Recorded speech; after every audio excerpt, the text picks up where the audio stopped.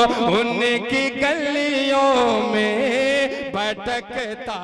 ہے۔ بڑے ہی ادب و احترام کے ساتھ مدرسہ عربیہ منبع العلوم خیر آباد کے باوقار استاد فقہ و تفسیر حضرت مولانا ابرار احمد صاحب قاسمی مدظل اللہ العالی سے گزارش کرتا ہوں کہ حضرت والا تشریف لائیں اور اپنے قیمتی بیان سے مستفیض فرمائیں۔ الحمدللہ نحمدہ ونستعینہ ونستغفرہ ونؤمن بہ ونتوکل علیہ ونعوذ باللہ من شرور انفسنا ومن سیئات اعمالنا من يهده الله فلا مضل له ومن يضلله فلا هادي له ونشهد أن لا إله إلا الله وحده لا شريك له ونشهد أن سيدنا وسندنا وحبيبنا ومولانا محمد صلى الله عليه صلاة تدوم وعلى آله وأصحابه وأزواجه وذرياته وأهل بيته أجمعين أما بعد فأعوذ بالله من الشيطان الرجيم بسم الله الرحمن الرحيم إنما يعمر مساجد الله من آمن بالله واليوم الآخر وأقام الصلاة وآتى الزكاة ولم يخش إلا الله عسى أولئك أن يكونوا من المهتدين قال رسول الله صلى الله عليه وسلم من بنى لله مسجدا يبتغي به وجه الله بنى الله له بيتا في الجنة عن عائشة رضي الله عنها قالت قال رسول الله صلى الله عليه قالت أمر رسول الله صلى الله عليه وسلم ببناء المساجد في الدور أو كما قال عليه الصلاة والسلام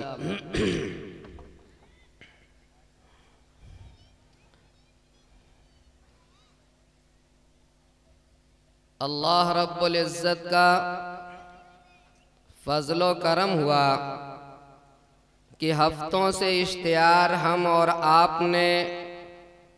اپنی نگاہوں سے دیکھا تھا اور آج کی سنگ بنیاد میں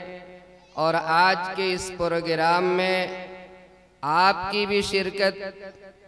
کا ارادہ اور ہماری بھی شرکت کا ارادہ تھا اور ہم اور آپ اس اہم پروگرام کے اندر شریک ہوئے اور ہر ایک اس سے کما حقہ اپنی استعداد اور اپنی صلاحیت کے مطابق فائدہ اٹھانے کی کوشش بھی کر رہا ہے۔ ابھی آپ حضرات کے سامنے برادر عزیز فاروق دلکش صاحب نے خوبصورت نعت کا نذرانہ پیش کیا اور آپ کی محنت کی کمائی کو انہوں نے حاصل کرنے کی کوشش کی اللہ کے نام کے اوپر، مسجد کی تعمیر کے نام کے اوپر۔ جو کچھ آپ نے صرف کیا اس کی شرعی حیثیت کیا ہے، اس کے اوپر آپ کو کیا انعامات ملنے والے ہیں، اس کے اوپر کون سی نوازشات کا دروازہ کھلنے والا ہے اور اللہ رب العزت کی طرف سے کس خوشخبری اور بشارت سے آپ شاد کام ہوں گے، اسی کو میں آپ کے سامنے ذکر کرنے کی کوشش کر رہا ہوں۔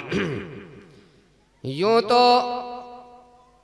دنیا کے اندر ہزارہ مخلوق پیدا ہوئیں، لیکن سب سے عظیم الشان مخلوق اللہ تبارک و تعالی نے اگر پیدا کی ہے تو انسان کو پیدا فرمایا ہے، لیکن انسانوں کو اپنے سے جوڑنے کے لیے اور اپنے آپ سے تعلق قائم کرنے کے لیے اللہ رب العزت نے اس زمین کے اوپر حضرات ملائک سے خانہ کعبہ کی تعمیر فرمائی تھی، اور اس کے بعد حضرت آدم علیہ نبینا علیہ السلام دنیا کے اندر آئے تو انہوں نے بھی خانہ کعبہ کی تعمیر فرمائی۔ حضرت نوح علیہ السلام کے زمانے کے اندر طوفان آیا اور اس طوفان کی نظر تمام کی تمام تعمیرات ہو گئیں، تو اللہ رب العزت نے اس کی تعمیر حضرت ابراہیم علیہ نبینا علیہ السلام سے کرائی، اور ہمارے اور آپ کے آقا سرکار دو جہاں تاجدار مدنی رسول عربی صلی اللہ علیہ وسلم کو ابھی مکہ مکرمہ کے اندر آپ تھے، نبوت سے سرفراز نہیں کیے گئے تھے، اور اللہ رب العزت نے خانہ کعبہ کی تعمیر کے اندر حصہ لینے کا موقع عنایت فرمایا، اور اپنے کاندھے کے اوپر اپنے ہاتھوں کے اوپر پتھر لاد کر آقا صلی اللہ علیہ وسلم لایا کرتے تھے۔ جب عمر اور کچھ بڑھی اور ان حضرات نے خانہ کعبہ کے اندر حجر اسود کے لگانے کا ارادہ کیا تو حجر اسود کے لگانے کے اندر اختلاف پایا گیا۔ اس اختلاف کو ختم کرنے اور اپنے دست مبارک سے حجر اسود کو اس کے ایک کونے کے اندر چن دینے کا شرف بھی ہمارے اور آپ کے آقا صلی اللہ علیہ وسلم کو حاصل ہوا۔ جب آپ علیہ السلام مکہ مکرمہ سے ہجرت کر کے مدینہ کی راہ کے اوپر چلے اور ابھی اپنی منزل مقصود تک نہیں پہنچے تھے، اللہ رب العزت نے قبا نامی بستی کے اندر آپ سے مسجد کی تعمیر کرائی، اور پھر جب مدینہ کی آبادی کے اندر پہنچے اور وسط مدینہ کے اندر آپ پہنچ گئے، درمیان کی آبادی کے اندر پہنچ گئے، تو جس مقام کے اوپر آپ کی اونٹنی بیٹھی، آپ علیہ السلام نے اس جگہ کو مسجد بنانے کا فیصلہ فرمایا اور اس زمین کو حاصل کرنے کی کوشش کی۔ اس وقت کے لوگوں کے جذبات کیا تھے، آپ اس سے اندازہ لگا سکتے ہیں کہ جب آقا صلی اللہ علیہ وسلم نے اپنا ارادہ ظاہر کیا کہ جس مقام کے اندر اونٹنی بیٹھی ہے میں اس جگہ خانہ خدا کی تعمیر کرنا چاہتا ہوں، معلوم کرنے پر پتہ لگا کہ وہ دو یتیم بچوں کی زمین ہے۔ ان بچوں نے کہا کہ ہم زمین کو اللہ کے لیے وقف کرتے ہیں۔ آپ علیہ السلام نے کہا نہیں، ہم اس کو عوض کے ذریعے لیں گے۔ قبیلہ بنو نجار جو آپ علیہ السلام سے رشتہ داری رکھتا تھا، ان حضرات نے کہا کہ اس زمین کی قیمت اور اس کا پیسہ ہم دیتے ہیں۔ آپ علیہ السلام نے کہا کہ نہیں، اس کا انتظام ہم کریں گے۔ اور اس کے بعد آپ علیہ السلام نے حضرت ابوبکر صدیق رضی اللہ عنہ کو حکم دیا، اور حضرت ابوبکر صدیق رضی اللہ عنہ نے مسجد نبوی کی زمین کا پیسہ ادا کیا۔ یہ حضرت ابوبکر وہی شخصیت ہے جنہوں نے سب سے پہلے مسجد نبوی کا پیسہ اپنی جیب سے ادا کر کے گویا کہ مسجد کی تعمیر کے اندر حصہ لیا، اور جب مکہ مکرمہ کے اندر تھے تو ایک چھوٹی سی مسجد حضرت ابوبکر نے اپنے گھر کے اندر بنائی تھی، مخصوص مسجد جس کے اندر وہ نمازیں پڑھا کرتے تھے، جس کے اندر وہ عبادت کیا کرتے تھے۔ مساجد سے تعلق انبیاء کرام علیہ السلام کا بھی رہا ہے، اور مساجد سے تعلق حضرات صحابہ کرام رضوان اللہ علیہم اجمعین کا رہا ہے۔ حضرت آپ علیہ السلام کی زندگی کے آخری مرحلے میں حضرات مورخین لکھتے ہیں کہ تقریباً 25 مساجد مدینہ کے گرد و پیش کے اندر ہو گئی تھی۔ حضرت عمر رضی اللہ عنہ کا جب زمانہ آیا تو حضرت عمر رضی اللہ عنہ کے زمانے کے اندر سلطنت اسلامیہ کے اندر وسعت ہوئی، اور آپ کا ہر فرما روا کو حکم آپ نے بھیجا، ہر جگہ کے حکمرانوں کے پاس پیغام بھیجا کہ محلے کے اندر مساجد کی تعمیر کی جائے، اور ایک مرکزی مسجد اس بستی کے اندر کہیں بیچ میں قائم کی جائے، جامع مسجد، تاکہ ہر محلے کے لوگ 5 وقت نماز اپنے اپنے مساجد کے اندر ادا کرتے رہیں، اور ہفتے کے اندر ایک دن اکٹھا ہو کر جامع مسجد کے اندر وہ نماز پڑھیں اور آپسی احوال کا جائزہ لیں، مسلمانوں کے حالات کی خبرگیری کریں، اور اگر کسی قسم کی دقتوں کا لوگ شکار ہیں تو اس کا حل پیش کریں۔ چنانچہ حضرت عمر رضی اللہ عنہ کے زمانے میں تقریباً 4,500 مساجد تعمیر ہو چکی تھی، اور آپ اگر تاریخ کا جائزہ لیجئے گا تو صحابہ کرام رضوان اللہ علیہم اجمعین نے جہاں جہاں دنیا کے خطے کے اندر نقل مکانی کی ہے تو ہر جگہ انہوں نے مساجد کی تعمیر کی ہے۔ حتیٰ کہ افریقہ کے اس جنگل کے اندر جہاں سے انہوں نے جانوروں کے نکالنے کا فیصلہ کیا تھا، وہاں پر بھی ان حضرات نے مسجد کی تعمیر کی تھی، جبکہ وہ مستقل ان حضرات کی رہائش گاہ نہیں تھی۔ بعض روایتوں سے یہ معلوم ہوتا ہے کہ صحابہ کرام رضوان اللہ علیہم اجمعین جس طریقے سے مساجد اپنے اپنے مقام پر بنائے ہوئے تھے اور نمازیں پڑھا کرتے تھے، جہاد کے اندر جب جایا کرتے تھے تو منتقل ہونے والی مساجد بھی ان حضرات کے پاس رہتی تھی، اور ان مساجد کا حال یہ ہوتا تھا کہ بانس اس جیسی چیزوں کی لکڑیاں رہا کرتی تھیں، اور جس علاقے کے اندر پڑا ہوتا ان لکڑیوں کو گاڑ کر مسجد بنا لیا کرتے تھے اور وہاں پر نمازیں پڑھا کرتے تھے۔ جب وہاں سے منتقلی کا ارادہ ہوتا تو پھر ان لکڑیوں کو اکھاڑ کر لاد کر اپنے ساتھ لے جایا کرتے تھے۔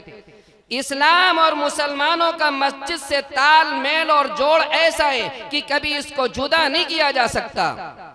اسی وجہ سے اللہ رب العزت نے قرآن کریم کے اندر ارشاد فرمایا کہ مساجد کی وہی حضرات تعمیر کرتے ہیں جن کے اندر ایمان باللہ اور ایمان بالرسول، ایمان بالآخرت کی دولت سے جن کے قلوب معمور ہوا کرتے ہیں۔ گویا کہ اللہ رب العزت نے مساجد کی تعمیر کرنے والوں کے ایمان کے مقبول ہونے کی شہادت آیت کریمہ کے اندر دے دی۔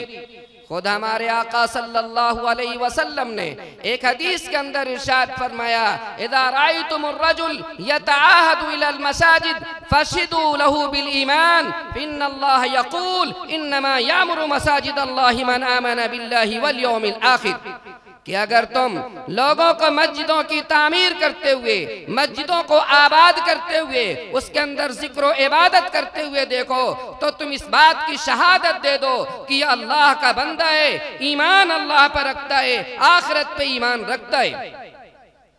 یہ تو قرآن کریم کے اندر اللہ تبارک و تعالی نے ذکر فرمایا، اور ہمارے آقا صلی اللہ علیہ وسلم نے اس کو اور آگے بڑھایا اور بڑھاتے ہوئے ارشاد فرمایا، من بنا للہ مسجدا بنا اللہ لہ بیتا فی الجنہ، کہ اگر کسی انسان نے اللہ رب العزت کے لیے مسجد کی تعمیر کی ہے تو اس مسجد کی تعمیر کرنا، اللہ کے لیے عبادت کے واسطے گھر بنانا اللہ کے نزدیک اتنا مقبول ہے، اتنا پسندیدہ ہے کہ اللہ رب العزت اس انسان کے لیے جنت کے اندر گھر تعمیر کرتا ہے۔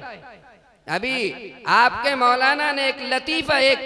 لطیفے کی طرف اشارہ کیا تھا کہ من بنا للہ بیتن کے اندر جو تنوین ہے وہ تنوین تقلیل کی ہے، جس کا مطلب یہ ہوا کہ اللہ کے واسطے اس نے چھوٹا سا بھی گھر بنایا ہے، اور دوسری تنوین بیتن کے اندر تعظیم کی ہے، جس کا مطلب یہ ہوا کہ چھوٹا سا گھر ہم اگر اللہ کے لیے بنائیں گے، اس کی عبادت کے لیے، اس کی بندگی کے لیے، تو اللہ رب العزت اپنی شایان شان، اپنی عظمت و برتری کے اعتبار سے ہمارے لیے جنت کے اندر گھر بنائے گا، جنت کے اندر محل بنائے گا۔ ایک دوسری روایت کے اندر اس مضمون کی اور توضیح موجود ہے، جس میں آقا صلی اللہ علیہ وسلم نے ارشاد فرمایا کہ اگر انسان نے قطع پرندے کے گھونسلے کے بقدر بھی مسجد بنائی تو اللہ تبارک و تعالی اس کے لیے جنت میں محل بنائے گا۔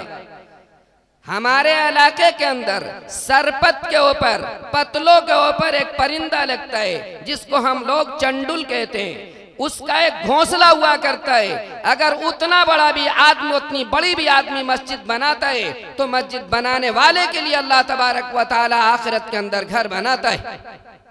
اس حدیث کا مطلب یہ ہوا کہ اتنی بڑی مسجد تو کوئی نہیں بنائے گا، بڑی مسجد تعمیر کرے گا، لیکن ہزاروں سینکڑوں لوگوں نے تھوڑا تھوڑا پونجی اکٹھا کی، مال اور دولت اکٹھا کیا، اور مال و دولت اکٹھا کر کے ان حضرات نے مسجد بنائی۔ حصے کے اندر ایک چنڈل کے گھونسلے کے بقدر مسجد بنانا آیا، پھر بھی اللہ رب العزت اس کے لیے جنت کے اندر محل تعمیر کرے گا اور جنت کے اندر اس کے لیے مقام تعمیر کرے گا۔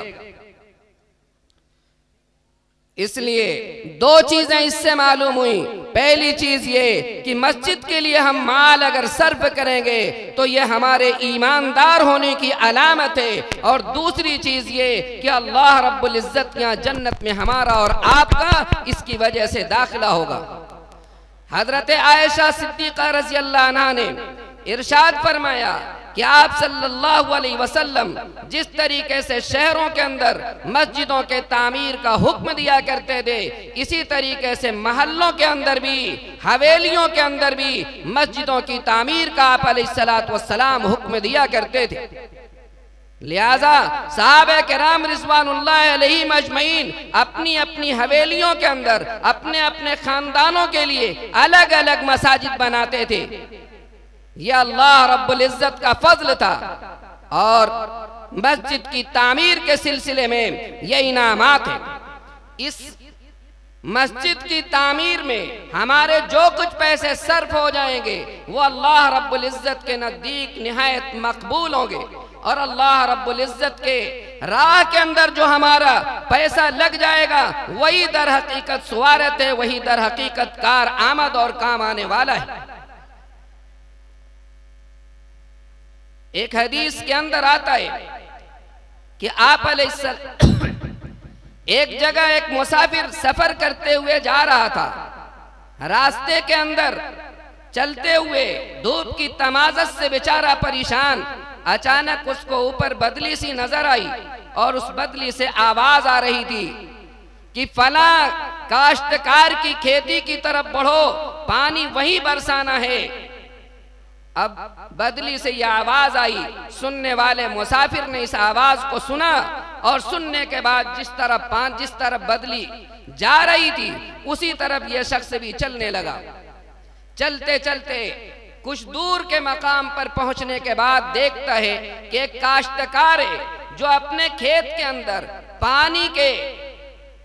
سینچائی کے لیے بیلچا لیے ہوئے پڑا ہے، اور وہ بارش کے برسنے کا انتظار کر رہا ہے۔ ٹیلے کے اوپر بارش ہوئی، اور وہاں سے بارش برستی ہوئی اس کے کھیت کے اندر پانی بہتے ہوئے آیا، اس نے اپنے کھیت کی سینچائی کی، اور اس کے بعد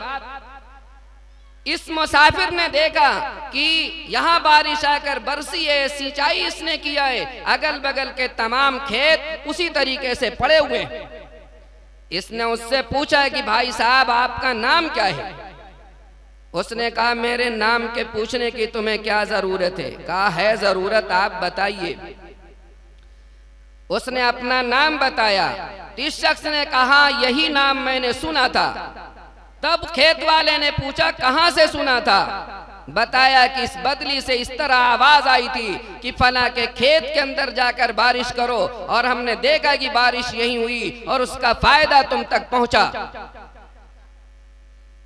پوچھا مسافر نے کہ آپ بتاؤ کہ کون سا نیک کام کرتے ہو جس کی وجہ سے اللہ رب العزت نے تمام کھیتوں کے اندر اسی طرح سوکھا پن رہنے دیا، لیکن تمہارے کھیت کے لیے خصوصی بدلی آ کر بارش کر رہی ہے۔ کہا دیکھیے میرا معمول یہ ہے کہ جب کھیتی تیار ہوتی ہے تو تیار ہونے کے بعد اس کے 3 حصے کرتا ہوں، ایک حصہ اس کا اس کھیت کے اندر لگا دیتا ہوں، دوسرا حصہ اس کا اپنے بال بچوں کے اوپر صرف کرتا ہوں، اور جو تیسرا حصہ ہوتا ہے وہ اللہ کے راستے کے اندر تیسرے حصے کو میں صرف کر دیتا ہوں اور خرچ کر دیتا ہوں، اور اس میں کوئی تخلف نہیں ہوتا۔ نتیجہ یہ ہوا کہ جب یہ بات مسافر نے سنی تو کہا بس یہی بات ہے کہ تم اپنی محنت کی کمائی کا 1/3 حصہ اللہ کے راستے میں خرچ کرتے ہو، اور اللہ تمہارے صدقات کو قبول کرتا ہے، اور صدقات کے قبول کرنے کی وجہ سے ایسا تم سے راضی ہے کہ تمہارے لیے خصوصی طور پہ بادل بھیج کر بارش کراتا ہے۔ اس لیے ہم اور آپ اگر اپنی محنت کی کمائی اللہ کے اس راستے کے اندر صرف کریں گے، مسجد بنانے کے اندر صرف کریں گے، تو یہ ہمارے ایمان کی علامت بھی ہوگی، آخرت کے اندر جنت کی ضمانت بھی ہوگی، اور اس کے ساتھ دنیا کے اندر مال و دولت کے اضافے کا ذریعہ بھی بنے گی۔ خدا نہ خواستہ اس کے الٹے اگر ہوا تو ہمارا دنیا کا بھی نقصان ہوگا، آخرت کا بھی نقصان ہوگا۔ چنانچہ قرآن کریم کے اندر اللہ رب العزت نے ایک دوسرا واقعہ ذکر فرمایا ہے کہ ایک علاقے کے اندر ایک کاشتکار تھا جس کے پاس عمدہ قسم کا باغ تھا۔ پوری زندگی اس کی عادت یہ تھی کہ جب باغ کے اندر پھل کے توڑنے کا وقت ہوا کرتا تھا تو پھل توڑنے کے بعد اچھا خاصا حصہ اس کا باغ کے اندر بھی لگا دیا کرتا تھا،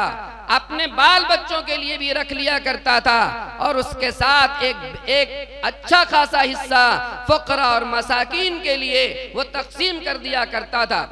قرب و جوار کے جو محتاج تھے، جو ضرورت مند تھے، انتظار کیا کرتے تھے کہ فلاں باغ والے کا باغ سے کب پھل توڑا جائے گا، ہم اس دن جائیں گے، باغ والا بڑا دیالو ہے اور وہ بڑا سخی ہے، ہم کو مال و دولت سے نوازے گا۔ اور اسی طریقے سے وہ نوازتا بھی تھا، جس کی برکت سے خوب باغ پھل دیا کرتا تھا۔ رفتہ رفتہ بیچارہ بوڑھا ہو گیا، اس کے بچے جوان ہو گئے، اور ان بچوں کو دینی تعلیم نہیں تھی، ان کے پاس شعور دینی نہیں تھا، آخرت کی فکر نہیں تھی۔ ان بچوں نے تبصرہ کیا کہ ابا بلا وجہ 1/3 مال فقراء اور مساکین میں تقسیم کر دیا کرتے ہیں، اب کی مرتبہ جب پھل پک جائیں گے تو ہم لوگوں کو چپکے سے جانا ہے اور جا کر باغ سے پھل کو توڑ کر لا کر اسٹاک کر لینا ہے، کولڈ اسٹور کے اندر رکھ دینا ہے، اور ہم ہی لوگ اس کو استعمال کریں گے، کسی دوسرے کو ایک پھل بھی نہیں دینا ہے۔ یہ تجویز پاس ہوئی بھائیوں کے درمیان، اور تجویز پاس ہونے کے بعد رات گزری، طے تھا کہ صبح سویرے بھور کے اندر سب باغ کے اندر جائیں گے۔ سب بھائیوں نے اپنے لوگوں کو بلایا، چپکے آواز دینے لگے کہ صبح ہو رہی ہے، چلو باغ کے اندر پھل توڑنا ہے، صبح ہو رہی ہے، چلو باغ کے اندر پھل توڑنا ہے۔ اور اس لیے آہستہ آہستہ پکار رہے تھے تاکہ مساکین کو، ضرورت مندوں کو، فقراء کو، محتاجوں کو اس کی اطلاع نہ ہو جائے۔ سب لوگ رات کے اندھیرے کے اندر نکلے، اور نکلنے کے بعد اپنی باغ کی طرف گئے۔ باغ میں جب باغ کے قریب جب پہنچے تو پہنچنے کے بعد ان حضرات نے دیکھا، قرآن نے اس واقعے کو ذکر کیا ہے، پورا کا پورا باغ ان کا جل کر خاکستر ہو گیا تھا، اور وہاں پر باغ کا کوئی نام و نشان موجود نہیں تھا۔ اگر کچھ تھا تو وہاں پر صرف راکھ تھی، کوئلے تھے، اس کے علاوہ کوئی دوسری چیز موجود نہیں تھی۔ ان حضرات نے آپس میں کہا کہ معلوم ہوتا ہے کہ رات کی تاریکی میں ہم لوگ چلے ہیں اور راستہ بھول کر یہاں چلے آئے ہیں، چلو جس طرف ہمارا باغ ہے ادھر چلو۔ لیکن جو اس کے اندر ایک بھائی سمجھدار تھا، کسی نہ کسی درجے میں سوجھ بوجھ اس کے اندر تھی، اس بھائی نے کہا کہ نہیں، یہی باغ ہمارا ہے جو جل کر خاکستر ہو گیا ہے، اور اس میں اللہ رب العزت نے ہماری بدنیتی کی وجہ سے، ہماری گڑبڑی کی وجہ سے یہ مالی نقصان ہمارا کیا ہے۔ ہم نے چونکہ اللہ کے عطا کردہ مال کو اللہ کے بندوں کو دینے سے روکا ہے، تو اللہ نے ڈائریکٹ ہم کو دیے ہوئے مال کو ہم سے چھین لیا۔ اس واقعے سے ہم کو اور آپ کو یہ معلوم ہوتا ہے کہ جو مال و دولت اللہ کی عطا ہے، اللہ کی بخشش ہے، اس کو اللہ کے راستے میں خرچ کرنا چاہیے۔ اگر ہم نے اپنے مالوں کو اللہ کے راستے میں خرچ نہیں کیا تو وہ مال خرچ ہو کر رہے گا، چاہے دین کے راستے میں خرچ نہ ہو، دوسرے راستوں کے اندر خرچ ہو جائے، ہو کر رہے گا۔ اسی لیے ہم کو اور آپ کو حکم ہے کہ خرچ کرو، اور خرچ کرنے کے اندر حضرت ابو ذر غفاری رضی اللہ عنہ سے فرمایا، حضرت بلال سے آپ علیہ السلام نے فرمایا تھا، انفق یا بلال ولا تخش من ذی العرش اقلالا، کہ بلال جو مال و دولت تم کو حاصل ہو رہا ہے اس مال و دولت کو بے دریغ اللہ کے راستے کے اندر خرچ کرتے جاؤ، اس لیے کہ اللہ رب العزت کی طرف سے وہ تم کو مل رہا ہے، اور تم جب اللہ کے راستے میں خرچ کرو گے تو آنے کا دروازہ، جانے کا دروازہ کھلا رہے گا، اور اگر تم نے دروازہ خرچ کرنے کا بند کر دیا، ہوا کی کراسنگ بند جیسے ہو جاتی ہے، اوپر سے آمد اللہ تبارک و تعالیٰ کی بند ہو جائے گی۔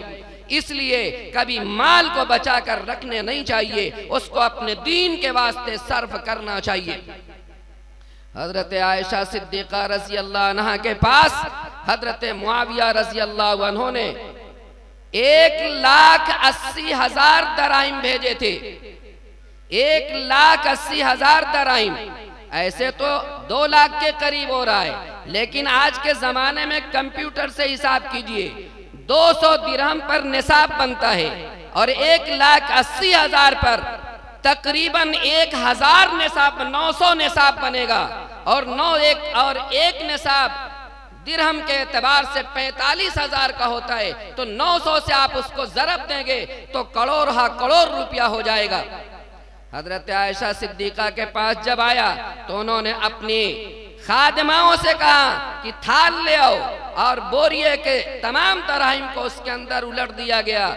اعلان کرا دیا گیا کہ جتنے محتاج ہیں، جتنے ضرورت مند ہیں، جو بیچارے پریشان حال ہیں، جو یتیم ہیں، آئیں اور داد و دہش کو لے جائیں. حضرت عائشہ تقسیم کرتی رہیں، سب کچھ ختم ہو گیا. وہ بھی روزہ تھیں اور ان کی جو خادمہ تھی وہ خادمہ بھی روزہ تھی دونوں. اور جب شام کا وقت ہوا، افطار کا وقت ہوا، تو حضرت عائشہ صدیقہ تمام مال کو بانٹ کر فارغ ہو چکی تھی، اور اپنی خادمہ سے کہا کہ افطار کا وقت ہو گیا ہے، کچھ افطار کے لیے لے آؤ. خادمہ نے افطار کے واسطے سوکھی روٹی اور زیتون کا تیل حضرت عائشہ صدیقہ رضی اللہ عنہ کے سامنے پیش کیا. حضرت عائشہ نے تو کچھ نہیں کہا، لیکن دوسری جو خادمہ تھی انہوں نے کہا کہ اما عائشہ، اگر 1 درہم سے بازار سے گوشت منگا لیے ہوتی، کوئی اور چیز افطار کی منگا لیے ہوتی، تو آج کم سے کم سوکھی روٹی کے بجائے تازہ روٹی کھانے کی توفیق حاصل ہو جاتی ہم کو. حضرت عائشہ رضی اللہ عنہ نے کہا کہ پہلے اگر تم نے یاد دلایا ہوتا تو ہو سکتا ہے میں 1 درہم سے گوشت یا کوئی چیز منگا لیتی، اب یاد دلانے کا کیا فائدہ. ہمارے آقا صلی اللہ علیہ وسلم کا بھی یہی حال تھا، اور یہی سبق سکھایا ہے آپ صلی اللہ علیہ وسلم نے اپنے صحابہ کو. چنانچہ چندہ کرنے کے لیے مسجد کے اندر آپ علیہ السلام نے اعلان کر دیا. سب نے یہ واقعہ سن رکھا ہے کہ حضرت عمر بھی اپنے گھر سے چندہ لے آئے، حضرت ابوبکر صدیق بھی اپنے گھر سے چندہ لے آئے. حضرت عمر بہت خوش ہیں کہ آج تو میں حضرت ابوبکر سے بڑھ جاؤں گا. کتنا لائے بھائی؟ کہا حضرت ابوبکر نے اپنے گھر کی جو پونجی تھی 2 حصہ کیا، نصف حصہ دربار رسالت کے اندر لے آیا ہوں، اور نصف حصہ آدھا گھر چھوڑ کر آیا ہوں. آپ صلی اللہ علیہ وسلم نے دیکھا کہ حضرت عمر بڑھنا چاہتے ہیں حضرت ابوبکر صدیق پر. آپ نے حضرت ابوبکر صدیق سے پوچھا کہ صدیق تم کیا لے آئے؟ کہا جتنی پونجی گھر کے اندر تھی تمام پونجی میں نے آپ کے قدموں کے اندر لا کر رکھ دیے، صرف اللہ اور رسول اللہ کا نام اپنے گھر پر چھوڑا ہے، یہی زندگی گزارنے کے لیے کافی ہے. آخر اس کی کوئی وجہ تو تھی کہ صحابہ اتنا زیادہ صدقہ کیا کرتے تھے. اس کی بنیادی وجہ یہی تھی کہ صدقات کی قبولیت کی وجہ سے اللہ رب العزت کی مرضیات حاصل ہوتی ہیں، اللہ کی رضا حاصل ہوتی ہے. مسجد کے اندر مال صرف کیا جائے تو ہمارے اور آپ کے لیے خانہ خدا تعمیر ہوتا ہے.